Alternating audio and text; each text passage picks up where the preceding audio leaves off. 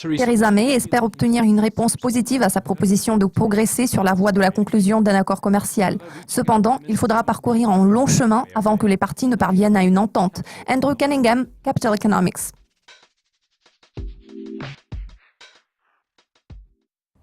La Cour suprême du Royaume-Uni a rendu sa décision. Le gouvernement ne pourra pas activer l'article 50 sans un vote préalable du Parlement. Comment cela affectera-t-il les plans de Theresa May concernant le Brexit dur ? Je pense que cela n'empêchera pas la Grande-Bretagne de quitter l'UE. Pour ce qui est du Parlement, il y a une nette majorité en faveur du soutien de la décision sur la sortie. Cependant, cela n'arrivera pas du jour au lendemain.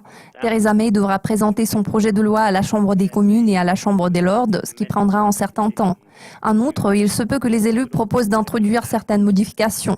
En toute logique, cela pourrait également ralentir le processus. Il faudra parcourir un long chemin avant que les négociations ne soient terminées. Entre-temps, il faut comprendre qu'il est toujours possible que les choses tournent mal. Plus de 10 jours se sont écoulés depuis l'investiture de Donald Trump. Il a déjà signé une série de décrets qui ont provoqué une vive réaction du public. Que pouvez-vous dire sur le plan économique du président américain ? Il est à noter que nous n'avons toujours pas de clarté au sujet de la politique économique de Donald Trump, ce qui est assez étonnant vu qu'il a été élu il y a quelques mois. De toute évidence, il a eu suffisamment de temps pour élaborer un plan. Pour l'instant, nous ne connaissons que l'orientation générale de sa politique économique, c'est-à-dire le protectionnisme, les mesures de relance budgétaire et la déréglementation financière. Néanmoins, plusieurs options sont envisageables. D'une part, il pourrait s'agir des changements modestes. Monsieur Trump a déjà déclaré qu'il voulait renégocier l'ALENA. À ce stade, nul ne peut prédire l'ampleur des changements en question. Il pourrait s'agir de certains détails techniques ou bien des changements radicaux.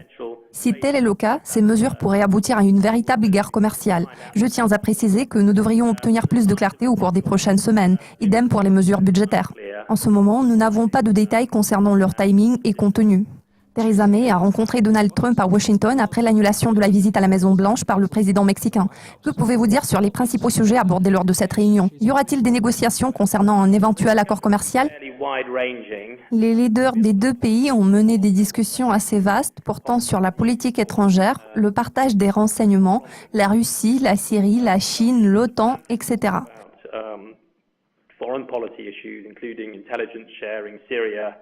Russia, China, NATO, and so on. En ce qui concerne l'économie, Theresa May espère obtenir une réponse positive à sa proposition de progresser sur la voie de la conclusion d'un accord commercial.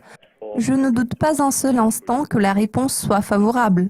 Cependant, il faudra parcourir un long chemin avant que les parties ne parviennent à une entente.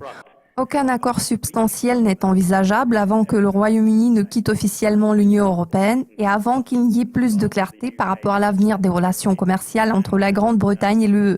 D'ailleurs, les négociations entre le Royaume-Uni et les États-Unis sont susceptibles de durer plusieurs mois.